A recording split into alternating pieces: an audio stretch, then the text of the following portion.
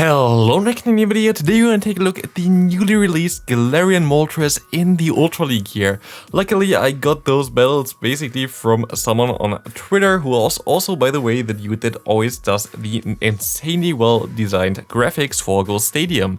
So definitely give him a follow on Twitter if you haven't already, but yeah, thanks for letting me showcase this new Pokemon here, the Galarian Moltres, that you can nowadays get from the new instance that got released. The new instance gonna give you now Galarian Moltres, Galarian Articuno, and the Galarian Zapdos for a actually pretty decent chance. I think I saw a lot of people getting those Pokemon, so it wasn't the worst possible chance of getting it. The problem is catching this Pokemon, because this Pokemon is gonna have a 90% flea rate. So basically every 1 out of 10 throws, it's gonna stay, even if you don't catch it, it's gonna still be there, but usually it's gonna flee from you, and it only has a 0.3% catch rate. If you want to have something that kind of puts that into perspective, the normal legendary catch rate is 2%, so from 0.3 to 2%, it's a big difference. So even if you're gonna get it from the instance, it's gonna be very unlikely for you to catch it. So it is really rare to get right now, but of course after the time everybody gonna have it after a certain amount of time. I'm pretty happy how they did it. So basically now they promote something completely new, it's a cool new feature. It has this own specific gimmick that you can get those new Pokemon. And also I really hope that I can showcase the other Pokemon. If you have the other Pokemon available already, if you caught them and you have some footage that you can show me, I would be more than pleased to showcase the Galarian Articuno and the Galarian Zapdos. Send me a DM on Twitter if you have footage for it. Must be at least 10 games for me to even do anything like this. Doesn't matter if you win or if you lose. Must be just 10 decent games. But yeah, if you have them, please send me a DM on Twitter, thanks. But for me right now, it's gonna be a little bit tough to get them, because it's very unlikely for me to even catch them in the first place, because they have such a low catch rate, they have such a high flea rate. But yeah, let's take a look at this Pokemon real quick. We have the quick move of Wing Attack, we have the charge moves of Payback and the Brave Bird. I was actually not sure if I wanted, if the best quick move here would be the dark type quick move. I don't know if it's I think it's Feint Attack or whatever. Basically it's the same as the quick attack, as the current Wing Attack, but in a different kind of typing. But I think after watching some of the matches here as well, you're gonna see that the fast move here is definitely the right choice over the Wing Attack, as there are some Pokemon like the Machamp here that sadly just hard counts this team at this point of time, because we don't have the Trevenant here anymore. But yeah, if this is the thing, you're gonna have a little bit of a tougher time if you have, for example, the dark type fast move. You can just farm down fighting types a little bit better, and also farm down some fairy types. As we're gonna see next battle here, we're gonna see a Trevenant against another Trevenant, as we have two dark types here in the back. You should swap out at this point of time as the Warring comes in. One Brave Bird comes through here actually, which gonna be nice damage. And I'm actually really not used to commentate battles from a different person, by the way. It's usually not something that I usually only have battles on my own account. So we gonna go here into the Umbreon.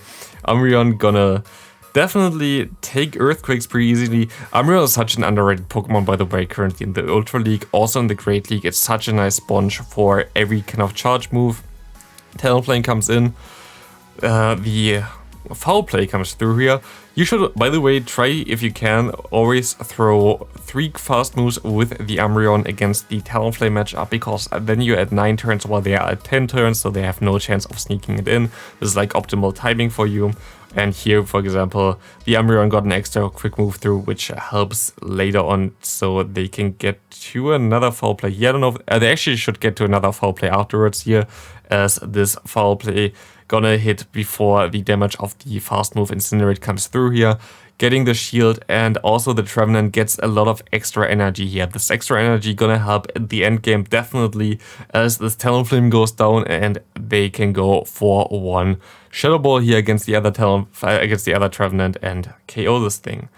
Yeah, 9-1 run with this Pokemon, kinda insane, as they have the Cresselia against this matchup.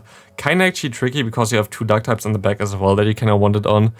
Boom Blast has a chance to debuff, and of course they get the chance here. Attack felt kind of horrible, especially as a Shadow Ball doesn't do enough damage now. Think it would have put him into farm down range otherwise, but I'm not sure. But now at least farm down potentially would be possible here, but they swap out into Moltres. Okay, interesting play, but they get the Heracross out. Very interesting that they go into a Heracross, which is double, like has double problems against the fast move damage there, and now go into a Walrein. The Walrein would definitely be the better match up here, but this is like the 2200 meta. There is not every play like perfectly made, so it's gonna look a little bit different from what you would expect from like the 2800 and 2700 meta. We see that they just gonna spam more Earthquakes and more, what's it called, the other move, Icicle Spear against this. By the way, for me right now it's 3 AM, so if I commentate a little bit weird, it's because it's 3 AM. As my opponent gonna go into the Heracross here. It's still like, it's so difficult to commentate like this. We see the Seed Bomb coming through, KOing the Heracross. Warring comes through, but actually, I don't know if they can get to 2 Seed Bombs here. They just barely can get to 2 Seed Bombs, and we see Seed Bomb coming through. And we see lag, and it at least hits and wins the game there. Very nice. Next game, Venusaur in the lead. Kind of tricky one, but they swap out immediately into Walrein. 1 Seed Bomb, and I guess then into the Umbreon, as the Umbreon gonna go ahead and should be fine here. They gonna go for Earthquake.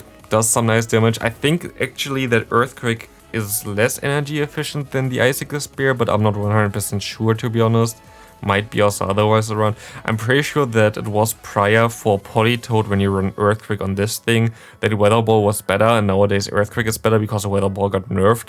So as Icicle Spear is basically a Weather Ball clone, a double Icicle Spear should be better, but I don't know how it is actually currently. As they're gonna go ahead, go into the Venusaur, trying to get more extra energy and then swapping out.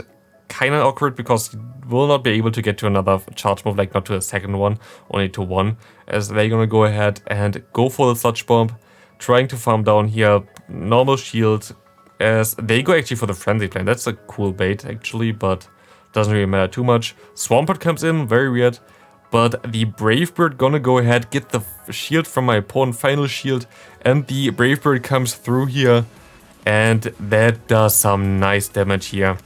As we're gonna see that they just gonna go for the Hydro Cannon, and the Warring comes through. They're gonna shield it up so they can get the charge move off here, I guess. Yeah, Foul Play comes through, should KO the Warring as this thing goes down, and the Swampert shouldn't have any play against the Trevenant anymore, as they can just farm all the way down. Go for 1 Seed Bomb here and win the game. Next game we have the Trevenant against Galvantula. For this team, you definitely kind of want to stay in with the Trevenant against the Galvantula. It's kind of an awkward scenario, as Galvantula is kind of a core breaker for everything. 1 lunge comes through, they can easily take it. They go for the bait here. Do they get the shield? They do get the shield, which is nice. But they also, no, they're just gonna go ahead and overfarm a little bit. That's also totally okay, as they can go for the Shadow Ball. Shadow Ball comes through, should do some nice damage, should actually KO the Galvantula. That's very cool. And the Talonflame comes through as well now. Talonflame should go straight for Brave Bird. That's kind of awkward, as they're gonna go ahead and go Crystal there. We first time see here the payback damage from the Moltres, and it actually does some nice damage. By the way, what you can see here in the gameplay as well is that Moltres is pretty bulky, to be honest, and you see the AV spread, which isn't ideal whatsoever. So it actually gained a lot of more bulk than had prior from the stat changes, which it got from the Galarian version, as far as I know, while the others got like some insanely more buffs towards the attack. For example, the Articuno has like way more attack than the other version, like the normal Kanto version. And the other one also, I think, got some more attack. I think the Galarian Zapdos also got a little bit more attack. But yeah, the Moltres basically got mainly more defense, which is good for this kind of meta. But of course, it's still not gonna be the craziest, even though it's gonna be a 9-round run. As they're gonna go ahead, go for Flame Charge, and again, they can just go for 1 more Foul Play here. Foul Play comes through, it does not enough damage. But one more Shadow Claw from the Trevenant is enough for this, as they gonna stay in and they gonna go now for the Seed Bomb. Is this gonna be enough for the Cresselia? I think it was like at 1 HP, and it was literally at 1 HP. A no bubble would have been enough. Next up, we're gonna see the Trevenant against the Swampert in the lead. This looks pretty fine, as they're gonna go ahead, go into the Umbreon, getting some chip damage here with the Seed Bomb onto the Umbreon, which is gonna be very nice for this mirror matchup, as they're gonna hit most likely with Last Resort. Nope, that's a foul play, and foul play is definitely not the right decision here, as they just gonna go straight for foul play. Maybe they run Psychic, which is definitely not the ideal play for this kind of yeah, meta. Like, Psychic is never really the play on Umbreon, to be honest, unless you're in a draft league where you know that like this is a really condensed meta and you don't need the Last Resort for anything. Like, if you saw my draft league, the YouTuber draft league before, I used a lot of times Psychic Umbreon there, but just because I know my opponent's team, and if you don't know the opponent's team, it's kind of awkward. We see here foul play coming through against the Talonflame. We can go for another foul play there. Very nice, as they're gonna go ahead and most likely gonna go for the Flame Charge, I would guess. Yep. And I think they can still get to a charge move here. Yep, pretty easily. I think they would even still survive one quick move. I don't know if they can even get to another one, but they just gonna swap out totally fine. Go into the Moltres, try to farm down, as they go ahead, see the Flame Charge coming through, and see the Swampert coming in. Swampert doesn't really want to face a Brave Bird, definitely not, as they just gonna go ahead and yeah, they can just let it go, I think. Yeah, okay, never mind. They just shield up, go for another Brave Bird, why not? Get the final shield hopefully here, as they can now go ahead and swap into the Trevenant, see the Umbreon coming back in. Does one Seed Bomb actually do enough to KO the Umbreon here? No, it does not. And they can just farm all the way down with the Shadow Claw, to be honest.